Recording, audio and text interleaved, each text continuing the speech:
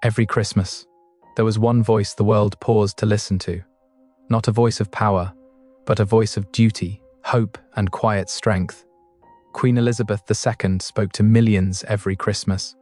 But have you ever stopped to ask, what did her messages truly mean to us? Did her words bring you comfort? Did they give you hope when the world felt uncertain? As someone who has always been a devoted admirer of the Queen, this channel exists for one reason: to keep her words, her values, and her memory alive among us. If you believe her legacy should never fade, please consider subscribing. Together, we can ensure that Queen Elizabeth continues to live on, not just in history, but in our hearts. From 2016 to her final Christmas message. These are not just speeches, they are memories from a queen who served until her final days. Do you believe her words still matter today? I am one of them because Christ's example helps me see the value of doing small things with great love, whoever does them, and whatever they themselves believe. The message of Christmas reminds us that inspiration is a gift to be given as well as received, and that love begins small but always grows.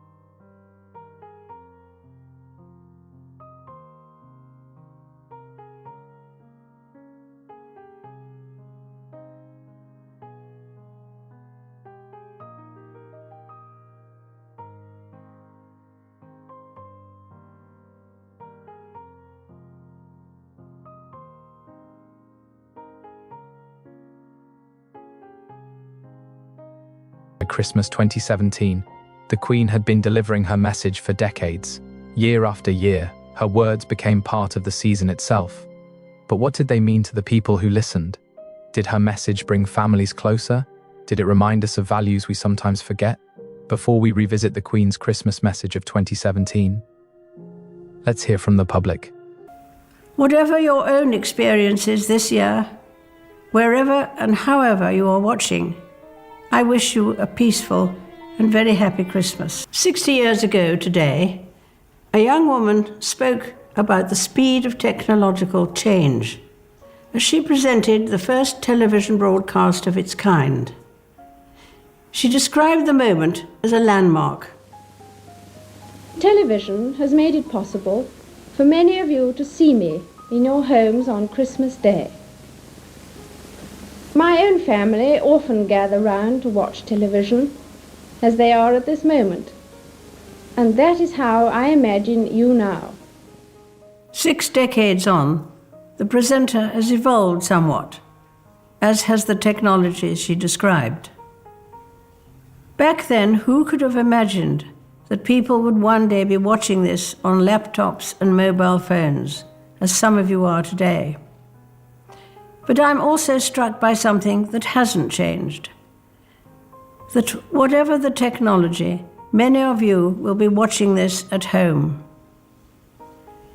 We think of our homes as places of warmth, familiarity, and love, of shared stories and memories, which is perhaps why at this time of year so many return to where they grew up. There is a timeless simplicity to the pull of home. For many, the idea of home reaches beyond a physical building, to hometown or city. This Christmas, I think of London and Manchester, whose powerful identities shone through over the past 12 months in the face of appalling attacks. In Manchester, those targeted included children who had gone to see their favourite singer. A few days after the bombing, I had the privilege of meeting some of the young survivors and their parents. So you come especially for the concert, did you? Yeah. The birthday present. What was it? Oh, right. Very scary. Very wicked. To target that sort of thing. Yeah. You know. Yeah, it's awful, but hopefully they'll mend.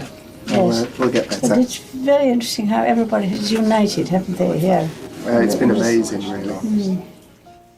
I described that hospital visit as a privilege because the patients I met were an example to us all, showing extraordinary bravery and resilience.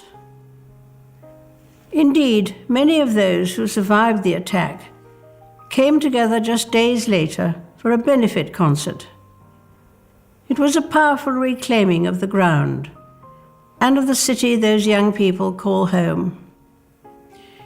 We expect our homes to be a place of safety, sanctuary even, which makes it all the more shocking when the comfort they provide is shattered. A few weeks ago, the Prince of Wales visited the Caribbean in the aftermath of hurricanes that destroyed entire communities. And here in London, who can forget the sheer awfulness of the Grenfell Tower fire? Our thoughts and prayers are with all those who died and those who lost so much. And we are indebted to members of the emergency services who risked their own lives this past year, saving others. Many of them, of course, will not be at home today because they are working to protect us. Reflecting on these events makes me grateful for the blessings of home and family, and in particular for 70 years of marriage. I don't know that anyone had invented the term platinum for a 70th wedding anniversary when I was born. You weren't expected to be around that long. Even Prince Philip has decided it's time to slow down a little, having, as he economically put it, done his bit. But I know his support and unique sense of humour will remain as strong as ever, as we enjoy spending time this Christmas with our family and look forward to welcoming new members into it next year. In 2018, I will open my home to a different type of family, the leaders of the 52 nations of the Commonwealth, as they gather in the UK for a summit. The Commonwealth has an inspiring way of bringing people together, be it through the Commonwealth Games, which begin in a few months' time on Australia's Gold Coast, or through bodies like the Commonwealth Youth Orchestra and Choir, a reminder of how truly vibrant this international family is. Today, we celebrate Christmas, which itself is sometimes described as a festival of the home. Families travel long distances to be together. Volunteers and charities, as well as many churches, arrange meals for the homeless and those who would otherwise be alone on Christmas Day. We remember the birth of Jesus Christ, whose only sanctuary was a stable in Bethlehem. He knew rejection, hardship, and persecution. And yet it is Jesus Christ's generous love and example which has inspired me through good times and bad. In 2018, the Queen spoke about small actions and quiet kindness. So here is the question. Did her words inspire you to be kinder to others? Only a few people acknowledged Jesus when he was born. Now, billions follow him. I believe his message of peace on earth and goodwill to all is never out of date. It can be heeded by everyone. It's needed as much as ever. A very happy Christmas to you all. For many, the service of 9 lessons and carols from King's College, Cambridge, is when Christmas begins. Listened to by millions of people around the world, it starts with the chorister singing the first verse of Once in Royal David City. The priest who introduced this service to King's College Chapel exactly 100 years ago was Eric Milner White.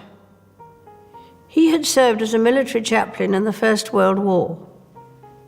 Just 6 weeks after the armistice, he wanted a new kind of service, which, with its message of peace and goodwill, spoke to the needs of the times.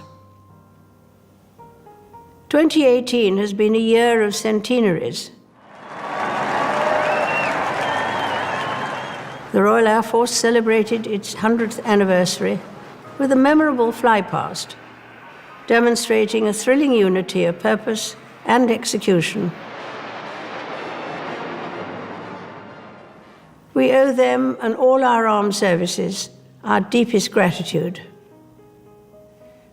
My father served in the Royal Navy during the First World War. He was a midshipman in HMS Collingwood at the Battle of Jutland in 1916. The British fleet lost 14 ships and 6,000 men in that engagement. My father wrote in a letter, "How and why we were not hit beats me." Like others, he lost friends in the war. At Christmas, we become keenly aware of loved ones who have died, whatever the circumstances.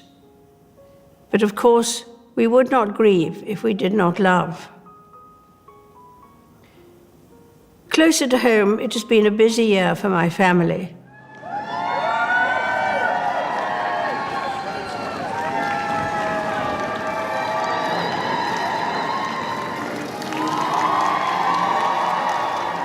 With 2 weddings and 2 babies and another child expected soon. It helps to keep a grandmother well occupied. We have had other celebrations too, including the 70th birthday of the Prince of Wales. Some cultures believe a long life brings wisdom. I'd like to think so. Perhaps part of that wisdom is to recognize some of life's baffling paradoxes, such as the way human beings have a huge propensity for good, and yet a capacity for evil. Even the power of faith which frequently inspires great generosity and self-sacrifice, can fall victim to tribalism. But through the many changes I have seen over the years, faith, family, and friendship have been not only a constant for me, but a source of personal comfort and reassurance. In April, the Commonwealth heads of government met in London. My father welcomed just 8 countries to the first such meetings in 1948. Now the Commonwealth includes 53 countries with 2.4 billion people, a third of the world's population. Its strength lies in the bonds of affection it promotes and a common desire to live in a better, more peaceful world. Even with the most deeply held differences, treating the other person with respect and as a fellow human being is always a good first step towards greater understanding. Indeed, the Commonwealth Games, held this year on Australia's Gold Coast, are known universally as the Friendly Games because of their emphasis on goodwill and mutual respect.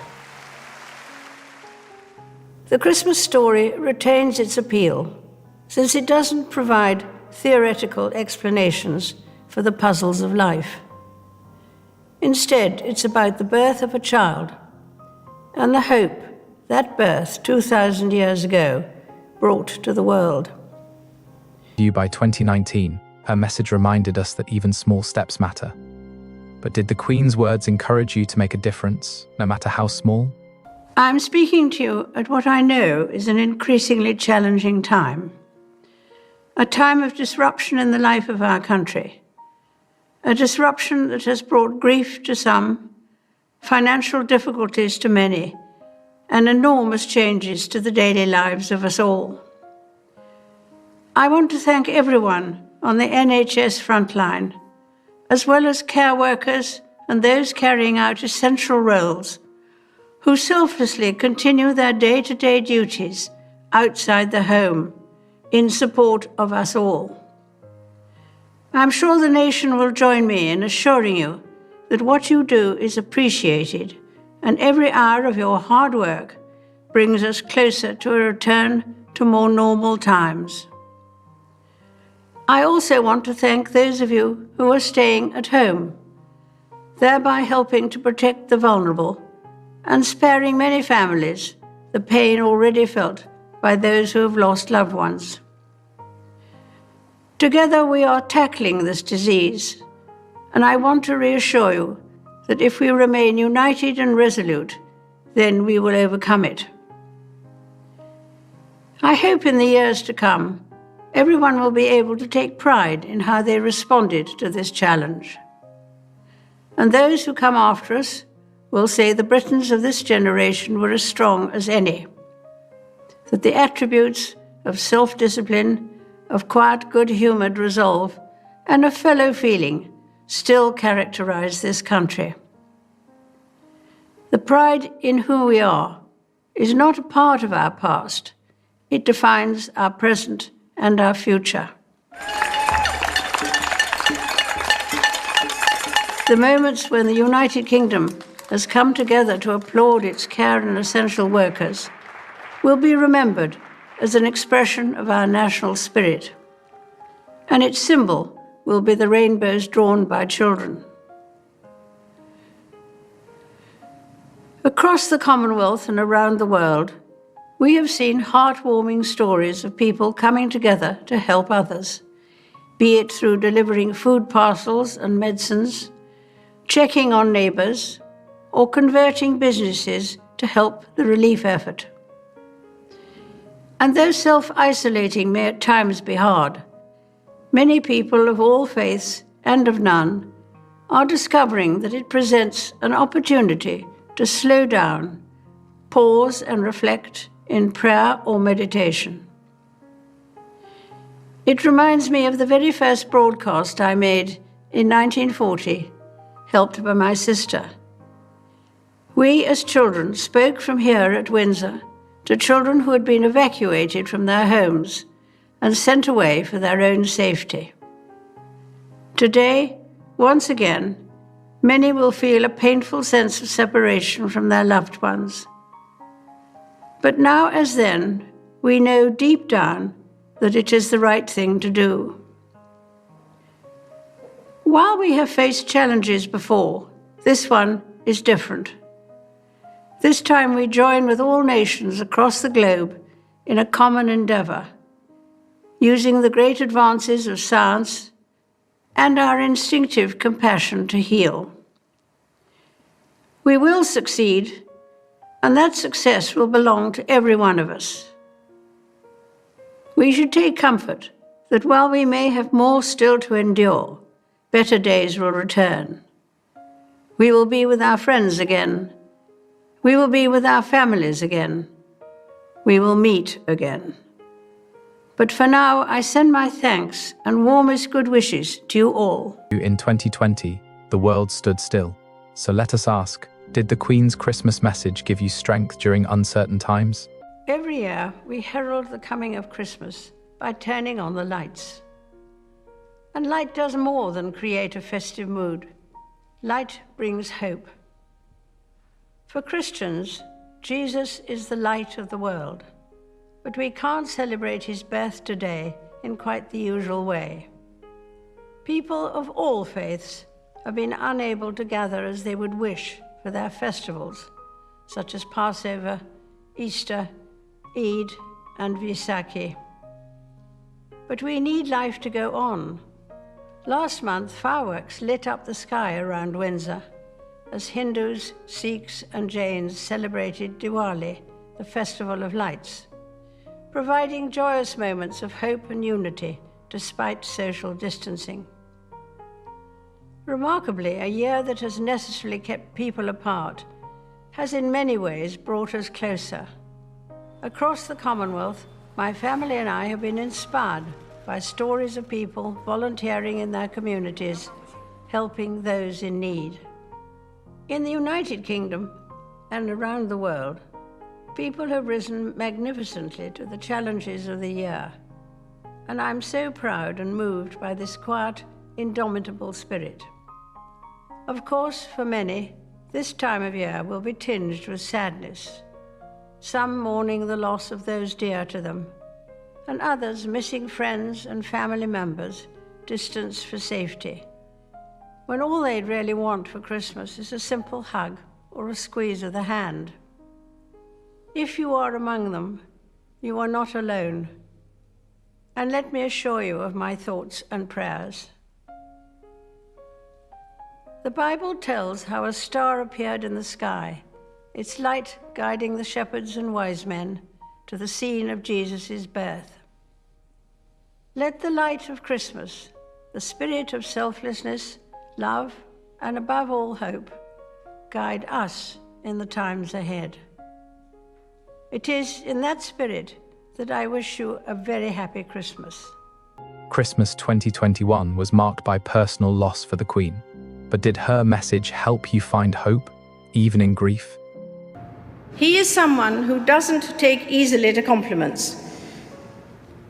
But he has quite simply been my strength and stay all these years. And I and his whole family, and this and many other countries, owe him a debt greater than he would ever claim, or we shall ever know.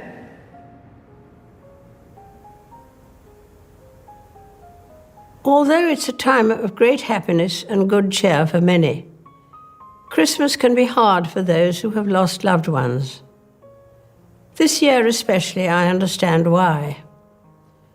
But for me, in the months since the death of my beloved Philip, I have drawn great comfort from the warmth and affection of the many tributes to his life and work, from around the country, the Commonwealth, and the world. His sense of service, intellectual curiosity, and capacity to squeeze fun out of any situation were all irrepressible. That mischievous, inquiring twinkle was as bright at the end as when I first set eyes on him.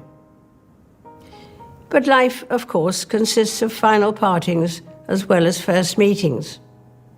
And as much as I and my family miss him, I know he would want us to enjoy Christmas. We felt his presence as we, like millions around the world, readied ourselves for Christmas. While COVID again means we can't celebrate quite as we may have wished, we can still enjoy the many happy traditions. Be it the singing of carols, as long as the tune is well known, decorating the tree, giving and receiving presents, or watching a favorite film where we already know the ending. It's no surprise that families so often treasure their Christmas routines. We see our own children and their families embrace the roles, traditions, and values that mean so much to us, as these are passed from one generation to the next, sometimes being updated for changing times. I see it in my own family, and it is a source of great happiness. Prince Philip was always mindful of this sense of passing the baton. That's why he created the Duke of Edinburgh's Award, which offers young people throughout the Commonwealth and beyond the chance of exploration and adventure. It remains an astonishing success, grounded in his faith in the future. He was also an early champion of taking seriously our stewardship of the environment, and I am proud beyond words that his pioneering work has been taken on and magnified by our eldest son Charles and his eldest son William, admirably supported by Camilla and Catherine, most recently at the COP Climate Change Summit in Glasgow. Next summer, we look forward to the Commonwealth Games. The baton is currently travelling the length and breadth of the Commonwealth, heading towards Birmingham, a beacon of hope on its journey. It will be a chance to celebrate the achievements of athletes and the coming together of like-minded nations. And February, just 6 weeks from now, will see the start of my Platinum Jubilee year, which I hope will be an opportunity for people everywhere to enjoy a sense of togetherness, a chance to give thanks for the enormous changes of the last 70 years, social, scientific, and cultural, and also to look ahead with confidence. I'm sure someone somewhere today will remark that Christmas is a time for children. It's an engaging truth, but only half the story. Perhaps it's truer to say that Christmas can speak to the child within us all. Adults, when weighed down with worries, sometimes fail to see the joy in simple things, where children do not. And for me and my family, even with one familiar laugh missing this year, there will be joy in Christmas, as we have the chance to reminisce and see anew the wonder of the festive season through the eyes of our young children, of whom we were delighted to welcome 4 more this year. They teach us all a lesson, just as the Christmas story does, that in the birth of a child there is a new dawn with endless potential. It is this simplicity of the Christmas story that makes it so universally appealing. Simple happenings that form the starting point of the life of Jesus, a man whose teachings have been handed down from generation to generation and have been the bedrock of my faith. His birth marked a new beginning. As the carol says, the hopes and fears of all the years are met in thee tonight. I wish you all a very happy Christmas. In her final Christmas message, the Queen spoke softly but meaningfully. So we ask one last question. What part of her message will you remember forever?